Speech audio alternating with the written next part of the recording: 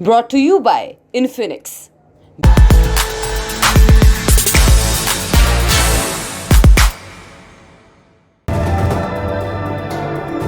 Brought to you by Infinix.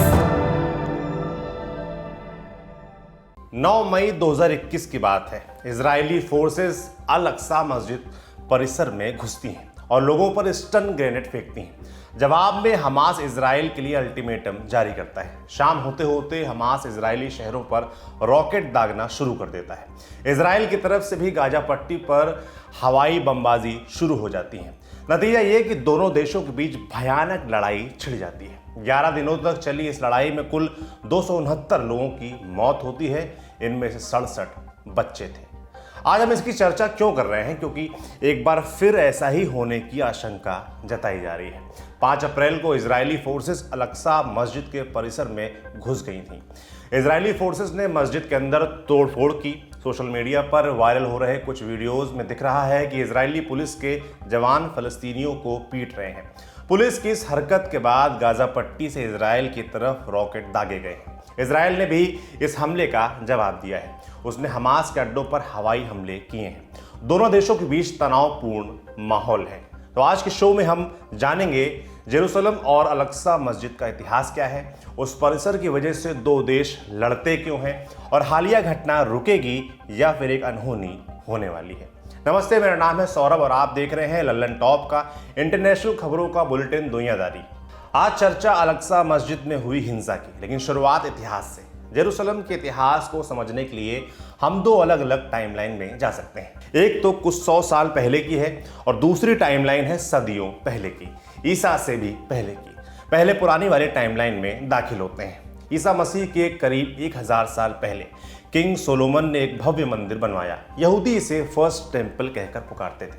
King Solomon को इस्लाम और ईसाईयत दोनों में पैगंबर का दर्जा मिला हुआ है। सोलोमन के बनाए फर्स्ट टेम्पल को बाद में बेबीलोनियन लोगों ने तोड़ दिया। फिर करीब 500 साल बाद 516 ईसा पूर्व में यहूदियों ने दोबारा इसी जगह पर एक और मंदिर बनाया।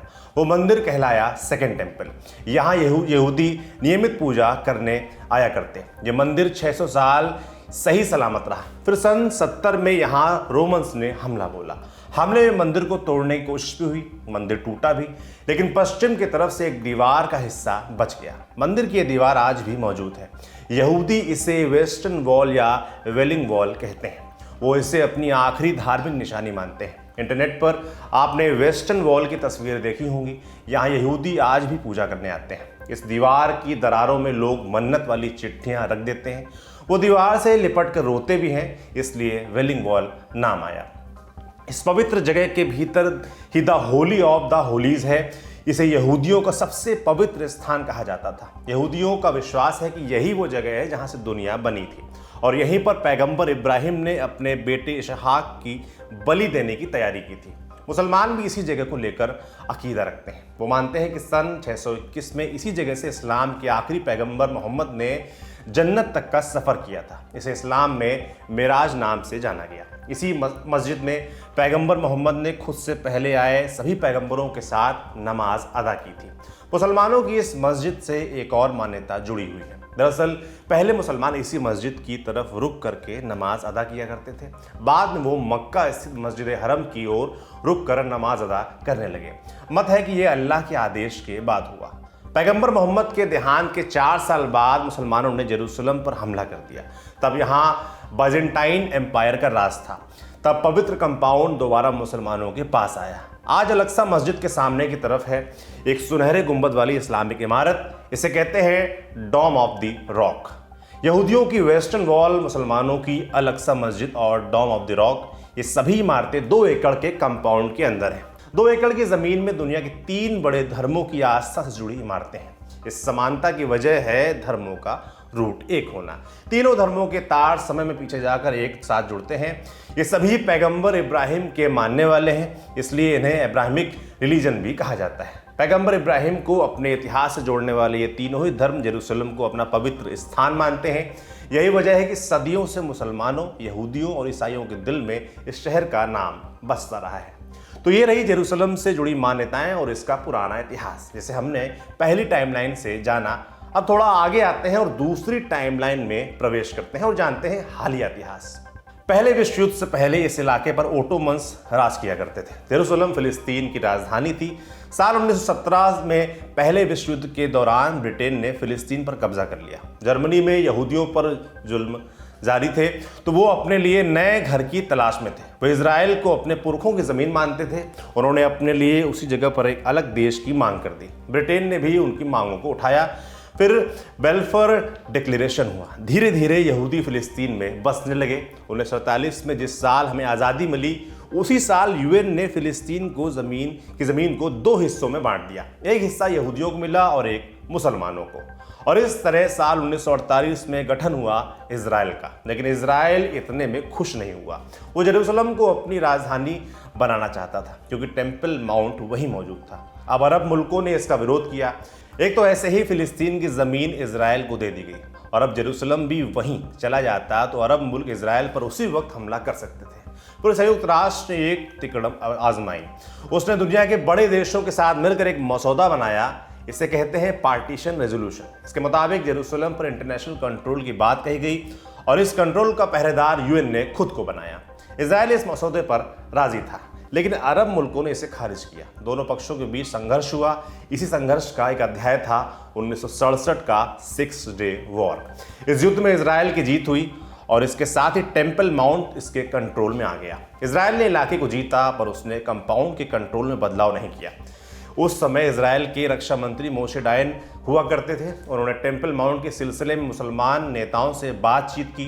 दोनों पक्षों के बीच एक समझौता हुआ, और टेम्पल माउंट के प्रबंधन का अधिकार जॉर्डन को दे दिया गया। वो इसका कस्टोडियन बना दिया गया। इस समझौते में एक बड़ा बदलाव ये हुआ कि अब यहूदियों को भी इस परिसर में प्रवेश की अनुमति मिल गई, लेकिन केवल पर्यटक के तौर पर। वो कंपाउंड में आ तो सकते थे, मगर यहाँ उनको पूजा पाठ की इजाज़त नहीं थी। फिर साल 1982 में एलन गुडमैन नाम का एक इजरायली सैनिक डॉम ऑफ द रॉक में घुस गया। उसने मशीन गन से फायरिंग शुरू कर दी। इस वारदात में 2 लोग मारे गए। इस घटना के बाद यहूदियों और मुस्लिमों के बीच भी तनाव बढ़ा, लेकिन मामला फिर शांत हो गया। हालांकि समय समय पर दोनों के बीच तनातनी चलती रही। फिर आया साल 2000। इस साल इजराइल के पूर्व प्रधानमंत्री एरियल शेरन टेम्पल माउंट पहुंचे। मकसद था इजराइल का अधिकार स्थापित करना। इस प्रकरण के चलते खूब फसाद हुआ। जेरूसलम में दंगा हुआ। साल 2007 में फिलिस्तीन में एक टेम्परेरी सरकार बनी। 2014 में हमास और इजराइल में जंग शुरू हो गई। वेस्ट बैंक पर इजराइल का कब्जा है। गाजा में फिलिस्तीनी रहते हैं, पर इजराइल की मिलिट्री ने वहां डेरा डाल रखा है। 2014 में इजराइल और हमास में भयानक भिड़ंत हुई। 8 जुलाई से 26 अगस्त तक चली इसी लड़ाई में 2000 से अधिक फिलिस्तीनी और 73 इजरायली मारे गए। फरवरी 2017 में इजराइल की संसद में एक कानून पारित हुआ, जिससे वेस्ट बैंक के कुछ इलाकों में जहां फिलिस्तीन का कब्जा था, वहां नई यहूदी बस्ती बसाई जा सके। इसी साल अमेरिका के तत्कालीन राष्ट्रपति डोनाल्ड ट्रंप ने जेरूसलम को इजराइल की राजधानी मान लिया, और अमेरिका अपना दूतावास भी जेरूसलम लेकर चला गया। इसका कुछ देशों ने समर्थन किया, तो कई देशों ने इस पर ऐतराज जताया। इसके बाद से अब तक कई बार छोटी और बड़ी हिंसक झड़पें दोनों देशों के बीच होती रही हैं। ये तो रहा जेरूसलम का इतिहास। अब हालिया घटना पर आते हैं। 5 अप्रैल की शाम को इजरायली पुलिस अल-अक्सा मस्जिद के अंदर घुस गई। पुलिस ने मस्जिद के अंदर तोड़फोड़ की और लोगों पर स्टन गन और रबर की गोलियों से हमला किया। इसमें करीब 40 लोग घायल हो गए। इस बात का जिक्र कई मीडिया रिपोर्ट्स में है और कई वीडियो भी सामने आए हैं। बकर ओवेस उस समय मस्जिद में ही थे। उन्होंने अल जजीरा को बताया, इजरायली फोर्स मस्जिद के अंदर घुसी और ऊपरी खिड़कियां तोड़ दी। उन्होंने हम पर स्टन ग्रेनेड फेंके, हमें ज़मीन पर लेटा दिया और एक एक करके हथकड़ी पहनाई। फिर हम सभी को मस्जिद से बाहर निकाल दिया गया। इस दौरान वह हमें गालियां देते रहे। समाचार एजेंसी रॉयटर्स से बात करते हुए एक महिला ने बताया, मैं कुर्सी में बैठकर शाम के वक्त कुरान पढ़ रही थी, तभी पुलिस फोर्स अंदर घुस गई। उन्होंने स्टन ग्रेनेड फेंके, उसमें से एक मेरी छाती पर लगा। प्रत्यक्षदर्शियों के बयान और मीडिया रिपोर्ट्स ये तो बता रहे हैं कि इजरायली पुलिस वाकई मस्जिद में दाखिल हुई। इजराइल का इस पर क्या कहना है, ये भी हम दर्शकों को बता देते हैं। इजरायली पुलिस ने इसे छापा बताया है। एक बयान में उन्होंने कहा है कि कुछ उपद्रवी लोग मास्क लगाकर मस्जिद में छिपे हुए थे। उनके पास लाठियां, पटाखे और पत्थर थे, इसलिए हमें मजबूरन परिसर में घुसना पड़ा। जब अंदर गए तो हम पर पत्थर फेंके गए। उपद्रवियों ने मस्जिद के अंदर पटाखे भी चलाए। खबर मिली है कि करीब 450 लोगों को हिरासत में लिया गया था, जिनमें से तकरीबन 400 को रिहा भी कर दिया गया है। बवाल के बीच इजराइल के पीएम नेतन्याहू ने कहा है कि वो स्थिति को शांत करने की कोशिश कर रहे हैं। क्योंकि जॉर्डन इस पूरे कंपाउंड की देखरेख करता है, तो उसकी ओर से भी प्रतिक्रिया आई। जॉर्डन के विदेश मंत्रालय ने हिंसा के लिए इजरायली सेना को जिम्मेदार ठहराया है। हमले के कुछ देर बाद गाजा पट्टी से इजराइल में 9 रॉकेट दागे गए। इजरायली आर्मी के मुताबिक उन्होंने 5 रॉकेट को मार गिराया, जबकि बाकी खुले मैदान में गिरे। किसी भी ग्रुप ने अभी इस हमले की जिम्मेदारी नहीं ली है, लेकिन माना जा रहा है कि अटैक हमास की तरफ से किया गया था। इजरायली सेना ने जवाबी कार्रवाई करते हुए गाजा में कई लड़ाकू विमानों से हमला किया। इसमें ट्रेनिंग कैंप्स को निशाना बनाया गया। अल जजीरा की खबर के मुताबिक इजरायली पुलिस ने अल अक्सा मस्जिद में फिलिस्तीनी पुरुषों के प्रवेश पर रोक लगा दी है। प्रत्यक्षदर्शियों ने अल जजीरा को बताया कि 40 साल से कम के फिलिस्तीनी पुरुषों को पुलिस अब मस्जिद में जाने नहीं दे रही है। जो इतिहास हमने अभी आपको बताया वो इसी तरफ इशारा करता है कि जब अल अक्सा में हिंसा हुई है, इजरायल और फिलिस्तीनी गुटों के बीच लंबा हिंसक संघर्ष हुआ है। इसलिए सभी को अनहोनी का डर है। इसलिए हमने विशेषज्ञों से ये जाना कि पुलिस बार बार कंपाउंड में ऐसी कार्रवाई क्यों करती है। ईस्ट जेरूसलम ऑक्युपाइड लैंड है और ईस्ट जेरूसलम के अंदर जो इसराइल ने जो ऑक्युपाई करके रखा है वो मस्जिद अक्सा भी उसी के अंदर आते हैं। तो मस्जिद अक्सा के एंट्री और उसका एग्जिट पूरा तरीके से कंट्रोल करते हैं अमेरिकन इसराइली सिक्योरिटी फोर्सेस। और उसके अंदर जो गवर्नेंस है, मस्जिद का गवर्नेंस देखते हैं जॉर्डन के इस्लामिक वक्फ। उसके अंदर कौन जाएगा, वो मस्जिद से अंदर कौन बाहर आएगा, ये तमाम चीज़ जो देखते हैं वो इसराइल फोर्सेस देखते हैं। तो इसके अंदर क्या हुआ था वो ये है कि पिछले रमज़ान के आखिरी मतलब ये जो लास्ट जो तकरीबन 2-3 दिन पहले जब लोग वहाँ एतिकाफ में थे, जैसा कि हम जानते हैं इसराइल एक ऐसा मुल्क है जो नियम को, यूएन रेजोल्यूशन को, इंटरनेशनल लीगल फ्रेमवर्क्स को किसी को भी मानते नहीं है। तो आप जानते हैं इसराइल के खिलाफ यही एरिया के बारे में जो इसराइल के ही सुप्रीम कोर्ट जून 2005 के जजमेंट में ये बताए हैं कि the Judea and Samaria areas are held by the state of Israel in belligerent occupation. ये इसराइल का ही सुप्रीम कोर्ट का जजमेंट है कि ये जुदाया और समरिया यानी ये पूरा रीजन का जो ऑक्यूपेशन है वो बेलिजरेंट ऑक्यूपेशन है। वो इसराइली सुप्रीम कोर्ट का ही वर्डिक्ट है। और यूएन के जो इंटरनेशनल कोर्ट ऑफ जस्टिस का आप देखेंगे जो जजमेंट में वायलेशन ऑफ इंटरनेशनल लॉ है ये पूरा ईस्ट जेरूसलम के जो ऑक्युपाइड लैंड है इंक्लूडिंग मस्जिद अक्सा जो उन्होंने एनेक्स किया है, ये बेसिकली इलीगल एक्ट है। तो जैसा कि मस्जिद अक्सा के अंदर हम देख रहे हैं कि आज वो लोग आए हैं, उसी तरीके से ये पूरा रीजन को उन्होंने कब्जा किया था, उसी का एक एक्सटेंशन है जो हम अभी मस्जिद के अंदर देख रहे हैं। तो ये सवाल इसलिए जो है इररेलेवेंट है क्योंकि मतलब मस्जिद के अंदर कैसे एक इसका इन्फ्लुएंस और इसके प्रभाव कैसे हैं, मस्जिद के अंदर नहीं बल्कि मस्जिद के बाहर से लेके उसके अंदर तक उनका जो पूरा जो प्रभाव है वो 1907 मतलब खास तौर पर 1967 के बाद उन्होंने जो है अपने हाथ में ही रखा है।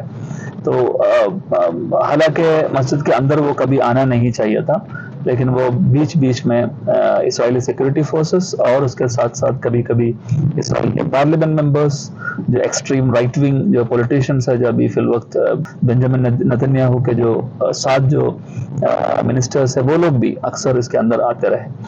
इजराइल में नेतन्याहू की लीडरशिप में नई सरकार बनी है।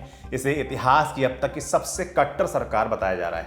क्या ताज़ा विवाद के पीछे ये भी एक फैक्टर है? इंटरनेशनल कम्युनिटी इसको जो है समझने का ज़रूरत है। और इंटरनेशनल कम्युनिटी मतलब ये है कि सबसे बड़ी बात यह है कि यूनाइटेड नेशंस मोर देन 40 से ज़्यादा जो रेजोल्यूशंस इसराइल के इलीगल ऑक्यूपेशन के बारे में और इसराइल के ये जो करतूत है, जो भी जितने भी करतूत है, जो वायलेंस है, इसको कंडेम करते रहते हैं। अभी रिसेंट जो एग्रेशन है इसको भी यूनाइटेड नेशंस इंक्लूडिंग जो है इंटरनेशनल ऑर्गेनाइजेशंस इसको कंडेम करते हैं। तो ये जाहिर सी बात है, ये जो राइट विंग इसराइल का राइट विंग यही चाहते हैं कि हम आहिस्ता आहिस्ता ये चीज़ को जो है कल्मिनेशन पॉइंट तक पहुंचाए, और वो है मस्जिद को तोड़ना और वहाँ पर एक सोलोमन टेम्पल बनाना। तो जाहिर सी बात है आने वाले दिनों जो है ये चीज़ और भी बढ़ेगा, क्योंकि इसराइल के अंदर फार राइट मजबूत होते जा रहा है। आपने पूरी घटना सुनी, एक्सपर्ट की राय भी सुनी। आप पूरी घटना पर क्या सोचते हैं हमें कमेंट बॉक्स पर ज़रूर बताएं। एक और सूचना, इजराइल फिलिस्तीन विवाद को अच्छे से समझना चाहते हैं तो हमारी इस मसले पर मास्टर क्लास देख सकते हैं। आज का दुनियादारी यहीं पर समाप्त होता है। कल फिर मुलाकात होगी इसी उम्मीद के साथ। विदा लेता हूं। शुक्रिया। शुभ रात्रि।